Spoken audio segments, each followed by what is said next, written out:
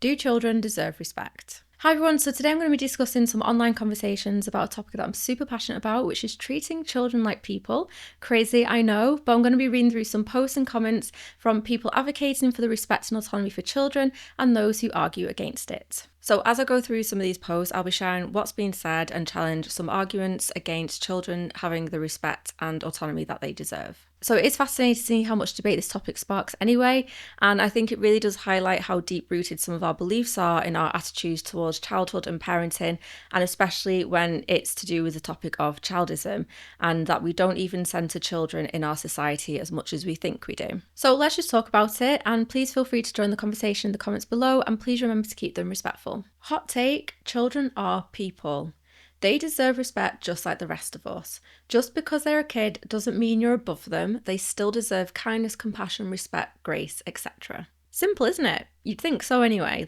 I feel like it shouldn't be a hot take, but it is. Because if you really look into a lot how people treat children and how they talk about them online especially, it is a hot take. So the first comment in response that I can see from this says, yes, being an adult does mean we're above them. That's why children learn from us, not the other way around. So someone replied to them saying adults can learn from children too if they're willing to admit that they're people who can learn every day. I think it's telling if an adult or a parent especially says they have never learned from their child and that you don't need to because we're above them. Now, I think one of the biggest things that adults and parents really get wrong in parenting and guiding children is we have to be absolutely willing to learn from children and with children. It is the only way we can make things better for everyone. Now, emotionally, parents and adults absolutely should be leading with that and guiding with that if they've got the tools for it. If you are intentional with how you guide and teach a child, they can be one of the best versions of themselves if you understand children's development. So you have to learn from children and your own child individually, but also collectively about healthy child development. As a society, children should be centred and be the heart of society for all of us to thrive and grow better. So I think that's one of the biggest core parts about this. And I think when it comes to academic learning, it's also telling, are you willing to learn from your children and with your children? This is the biggest gap that people are not recognising, and it's causing so much hierarchy in child-parent relationships. Someone else has replied saying, and if unable to provide these things in the heat of a moment, they also deserve apologies, just like any other adult you might get mad at and be harsh towards. If you can't do it to an adult, I fear what you do to a child. We have to understand that if you can't provide certain tools in the heat of a moment, which is understandable for everybody, that apologies have to follow through. But for them to learn, that should be the norm, and it should be accepted that when an adult messes up, children absolutely do deserve apologies and to basically have that adult learn from that moment as well. This comment says, and discipline, children need discipline. This is such a typical thing when someone brings up that children are literally just people and they deserve respect, dignity, grace, empathy, all these things, and someone still has to be like, but kids still also need discipline. Who said they didn't? Where in this context has anyone ever said that because you deserve to, like, kids deserve to be treated so nicely and empathetically and be given lots of compassion, you have to think, oh, so that means they don't need discipline then? How do you even come to the conclusion? It's so annoying, and it's very telling that people still don't understand that that doesn't mean you don't discipline and hold up boundaries for children. Now, this comment doesn't exactly share whether they mean cruel, unkind and disrespectful discipline, or they mean good consequences, age-appropriate discipline. Now, usually when people are talking about that children need discipline, you've got to remember they need discipline from the context that the OP is saying and talking about. It typically does mean the more harsher forms of discipline and the more traditional forms of discipline. And I think this is where we are going so wrong, is somehow anytime someone talks about being kind to children and giving them way more respect and dignity, someone has to enter the chat and try and drag it back down and say, no, no, no, children are so much more below us and the form of discipline they deserve has to be harsh. It just boggles my mind because I'm just like, How do you look at children and just want to hurt them and be mean to them at all times, or think that's how they learn, when it goes against everything we have actually been researching about children and the way that they develop? So yes, adults do hold more power than children, but you could argue that that's exactly the problem, in the sense that adults are abusing the use of the power that they have above children. But what happens when we just claim that adults are above children? It leaves a massive gap for dysregulated adults, which then reinforces this toxic hierarchy where dominance is mistaken as wisdom. And this is what's so ironic about this, is you cannot lead with wisdom if you are mixing up a misuse of power. And being above children is something we really need to honour and be very, very gentle with. We cannot look down on children literally because they are younger and smaller than us and go, well, you are here to learn from me and I'm not here to learn from you. Wisdom doesn't work like that. Leading and guiding does not work like that. Creating a toxic hierarchy does exactly that. And so when you have this type of mindset, what it does is it conditions adults to not centre children's needs and development at all, and it makes us dismiss their voices, invalidate their experiences, and also treat them lesser than. That is not good, being above someone, if you're going to create this type of hierarchy. It is not good being above someone if you have all of this behind you and you justify that mistreatment as well. And this is the exact same thinking that wider systems of oppression lives off and thrives off and continues to be upheld. Because when you start thinking you're simply just above someone, it becomes easier to justify the mistreatment of those people. And in this case, it's children.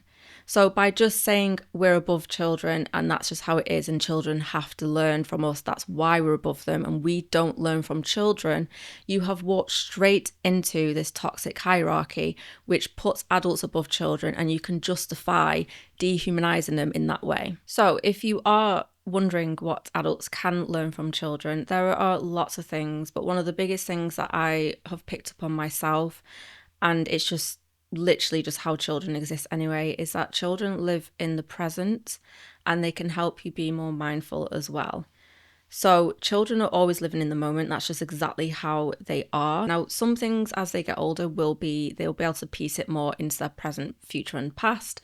But young children especially are living in the moment. And I think this is so key because at that time, these young children are also going through a big development stage with their emotions. And I think this is so telling because this is another thing I want to say that they do teach us, is if you are an adult and you are aware and have the right tools and you are willing to open yourself up to learn, they really do help us learn about emotional regulation, because they're gonna have big emotions, especially in those formative years.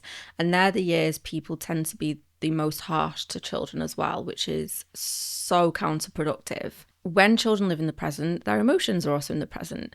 They can't regulate and dip in and out between these emotions and think quite rationally compared to an adult. Now, the adults who are still quite emotionally dysregulated are never going to really understand it if they're not willing to.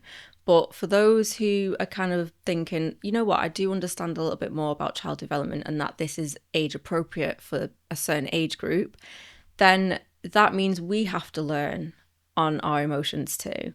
And it really helps us to be a little bit more compassionate, way more empathetic, and also very mindful, and to live in the present. Now, adults, we are doomed. We are already doomed. The society has set us up to be doomed for not living in the present. It makes sense as you get older, you have to think about the future, of course. But what happens is we are never living in the present. A lot of us are trying to learn to be in the present. And I think what's interesting is children already do. And if you are around children or have children of your own, it can really help you reflect on that and truly think about what's important for yourself, but also for your family and as a whole, the wider society. And I think this is what's so interesting, because we have come so far away from children's natural being that it's made us as adults come so far away from our natural state as well. And I think when it comes to emotions, children are a good reminder that we have to move through emotions and not work around them, ignore them, suppress them, pretend they're not there. Also try and put them down to a gender, to really put people down into a box, and then we wonder why mental health is so bad. And it's something else that children really do teach adults and we can learn from children is just the beauty of the world. I think a lot of adults forget that. They've never learned to love it. They've never learned to see it. Of course, we've got so much hatred in the world, so much violence in the world, that we've just come so far away from being in the present and admiring the planet that we live on. I also think children, and especially those with neurodivergence, are really good at helping us to remember to challenge authority, especially if it's respectful anyway, in a way that if something's not right about something, we should feel like we can voice ourselves to challenge it. I think this is so important instead of being compliant and quiet and not saying anything. So I think definitely curiosity over certainty is something that children really do help adults learn. And to say that adults are above children and they're there to learn from adults is so backwards and so counterproductive for society and for people to progressively and healthily move forward. Unpopular opinion, your parents aren't always right just because they're older. It's definitely something that the boomer generation definitely have thrived from. They have used it as a shield of armor almost, and also is a way for them to justify any response they give to a child. And it's that whole because I said so mindset.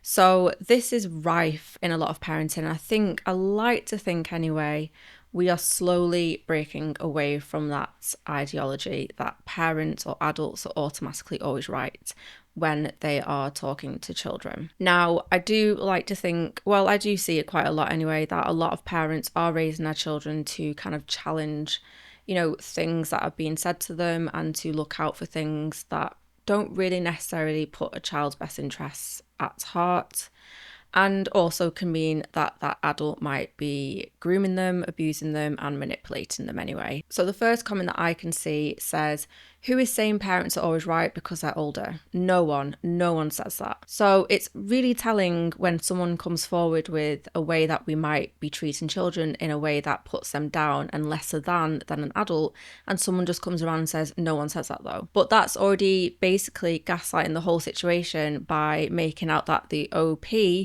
has just made it up and has just made this out of nowhere, like as if it's not been a thing, as if it's never been a cultural belief, especially, and hasn't been a generational belief as well. Now, someone has commented saying old people say this, and that person has said, I've never heard anyone, even old parents, sincerely say they're always right. Now, what this person's not really grasping is it doesn't mean someone's outwardly saying, I'm right about this, I'm always right because I'm the adult, because I'm the parent. What's actually happening is it comes out in different ways. It's the I said so type mindset. It's the I don't want to listen to you, what I'm saying goes. What I've said is what I'm expecting from you. You don't get an opinion on this. And again, not like people are always saying you don't get an opinion on this. It's just how people, or parents anyway, adults, will shut something down when a child has voiced something. So if the context especially is quite a distressing situation, and let's just say, yes, the child is in the wrong in some way, the parent just won't listen. Now, being right about something doesn't mean you don't consider someone else's perspective and someone else's voice in the situation. So again, I think maybe this person is thinking that parents are just saying it out loud by saying, but I'm right because I'm the adult or the parent in this situation. A lot do. I'm not going to lie. I can guarantee you a lot of adults or parents do say that. But what it is it comes out in different ways to insinuate and kind of tell the child that that adult or that parent is right, and you don't get to counteract it or challenge it. Being right doesn't equate to dismissing someone else's voice. And I think a lot of parents and adults especially just need to understand that by being older doesn't automatically mean you're right. It doesn't mean you know everything. And if anything, being an adult definitely means you should always be open to understanding you could be wrong about a situation and accepting that and holding yourself accountable and leaving room to grow from it too. This is something we want to teach our children, surely. So why would we always assume that being an adult or a parent means you're always right? You should be teaching your children it's okay to be wrong as well, and how you work your way through it. Now, going off that this can be a cultural belief from very deep set in cultures anyway, I think what it's stemming from especially is probably that you have to respect your elders. So when you have to respect someone for the sake of their age and maybe their lived experience through life, it kind of sets the tone that they are always right and you just have to accept it and respect it, or respect it anyway, because there's no respecting something that hasn't shown you that it deserves your respect. Age does not automatically equal wisdom, and we should never confuse age with absolute authority. Things like not talking back and having to accept things how they are and respecting the elders completely with no challenge is parents and adults setting up this mindset and idea that adults are always right. And so what it does is it makes children not trust themselves. It makes children not be able to question or challenge things that don't seem right and are probably painful and quite harmful. And so this is why we grow up not thinking we can challenge systems, and when we grow up not knowing how to regulate ourselves, and we want to cause harm to other people, whether we intentionally mean to do so or not. And what I think is really interesting is as generations go along, is typically younger people tend to become more informed and more educated than those that are older than them, or especially their parents. So what we find is, as technology is getting more advanced as well, is that younger generations are getting more exposed to so much information. And I think that's why, especially today, there's a lot of generations, especially millennials, that are going to therapy and unlearning how they were parented, and they're trying to reparent themselves because their parents were inherently wrong in a lot of ways during their childhood. So when we say, or when this post is saying the unpopular opinion is parents aren't obviously automatically right just because they're older, it's not to say everybody thinks that. It's just we have come away from that and we're breaking that cycle to say that when you're an adult, or especially a parent, you are automatically always right. We have to remember that there's still a lot of work to do when you become an adult, and a lot of learning to do when you're an adult. So this is what I'm saying. When people make out to children that parents, or just adults in general, know best and they're always right, what tends to happen as well is when those children grow up, if they're very fortunate enough to, they see all of this, the disconnect that adults have been creating this whole time. It's really hard and a lot to unpack as you've got older and become an adult, because you realise it's only adults that are creating all these problems in the world and not children. So realistically, I would say for quite a lot of things in the world, adults especially are just wrong in so many ways. And it's really unfair because it's kind of weaponizing the fact that we do know children don't know as much as adults in so many ways, but it doesn't mean we keep them conditioned to not challenge that. And I think one of the worst things you can ever do to a child is just never let them challenge an adult. And I mean this in a very respectful way as well. I don't mean let children be obnoxious. I don't mean let them completely walk all over you. I just mean if a child does challenge something that an adult has said, you should accept it and be able to collaborate with them and come up with some sort of understanding and agreement. Unpopular opinion: kids should be allowed to say no to adults without fear or disrespect. This is one of my most favourite bare minimums. This is absolutely a bare minimum that children should be entitled to and absolutely have the autonomy and respect to be able to do. Now, the balance in this, before anyone jumps down my throat or anything, is yes, children should be able to say no respectfully. However, there are going to be several years before they get to that point where they're going to say no in a very childlike way because their brain is quite underdeveloped, depending on the age we're looking at. Now, I want to touch upon this comment that was in response to the OP. Depends on the context. Like if I'm asking my children to clean up the mess they've made and they say no, I do think there are consequences to that. If it's someone asking for a hug or whatever, then it's up to them. Now, I absolutely agree with pretty much all of it, especially the very end about the hug and being in contact with people. But what's really interesting is they started with it depends on the context, and obviously said like if the children are saying no to tidying up their room if they've made mess. Now, I still think that depends on a lot of context, because what a lot of parents don't care to do or don't have the knowledge to do is if a child is saying no, if they say no the very first time, again, all dependent on their age, because it'll come out in different ways, of course, but depending on their age, and they say no, how big of a task is it for that child individually? On top of that, if they're saying no and continue to say no, have you asked if they've got anything, maybe like a need that's unmet? Have you asked how they're doing? Have you asked if they need help with tidying up? Because I think as well is a lot of parents don't realise that you still have to parent with tasks that you think your child is capable of doing. A lot of the time, children, especially again, depending on their age, they're still not fully capable of seeing the real reward or need to tidy up. Even if you explain to them, it's so messy, people can't get in here, we're going to lose things in here, there's going to be dirt everywhere, all of this. Sometimes children just cannot conceptualize that as a need and something that really needs to be done. And I think that one of the biggest run-ins and problems that a lot of adults have when they're a parent is they can't put their ego aside, in the sense that if that child says no to tidying up and you think or know they're quite capable of doing so, of tidying the room up, you can still say, are you struggling to figure out how to tidy up the room? Is it overwhelming? Do you need me to help you figure it out and see how we can split it up? Because I think parents think that by them offering help is basically letting that kid off scot-free. But truly what's happening is you are teaching your child and guiding them and refreshing their mind on how they can tidy up. But a child saying no to tidying up their mess should never be met with being offended. So it's more the fact, have you actually condensed it down to understanding where they're coming out with their no? Have you been curious about their no? Being so curious about your child and their responses can make everything much easier, so much easier, because once you've been curious about your own child, it can help you navigate the next step. And it causes less stress. It helps your child know that you're on their side, that you're not against them, and that the issue at hand, such as tidying up your room, is the problem and it's not the child themselves. And at the same time, again, do you really know your child that well? Because a lot of children might have some neurodivergent things going on where they just cannot delegate tasks as easy as you want them to.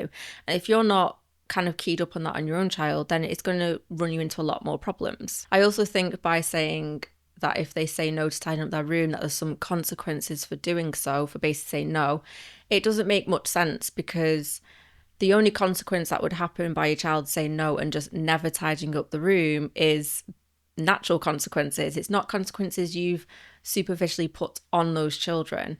It will be natural consequences. So dirt, smells, maybe flies, maybe rats, who knows? Obviously lost items as well. I'm just saying you can't add a consequence to that in a sense.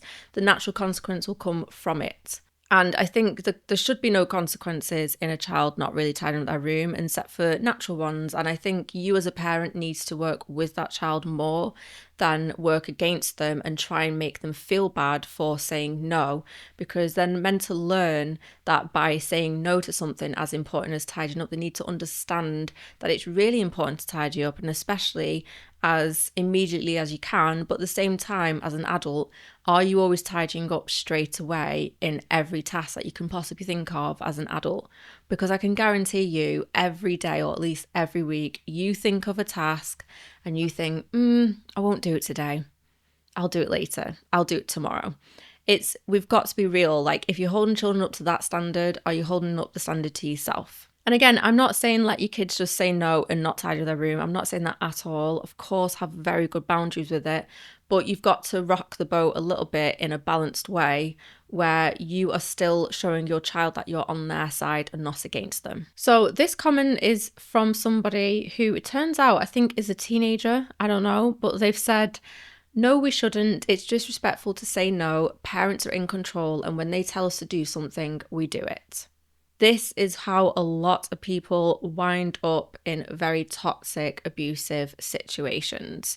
It starts in childhood, and adults, parents anyway, are grooming and setting their children up to be in toxic, abusive situations. You are your child's first teacher, first friend. You should not be your child's first bully. It's so disgusting, and this is exactly what oppressive systems do. They do not allow the oppressed to say no because they think it's disrespectful. This is what men did with women. They made women rely on them for survival. So that was quite artificial. That wasn't a natural thing. And then they basically said, you're not allowed to disrespect me. You're allowed to say no. You have to listen and obey and just go along with anything I say, because you will not survive without me. Now, with children, you naturally have to be with an adult. Don't misuse that. Don't abuse that dynamic. That's disgusting. And when you abuse that dynamic, you are essentially saying you're not allowed to say no to me. So yeah, they are 14 because they've stated it in one of their responses to somebody else. So she's still learning to understand different dynamics in relationships, and that has to mostly come from her own parents. Now, what's really alarming is later on in a thread on her comment section, she says, my mum is a great parent, and also whenever I try to say I feel uncomfortable, she just ignores me. That's not a great parent. So you can't, this is what I'm saying, the disconnect is you have to listen to your parents. You're allowed to say no.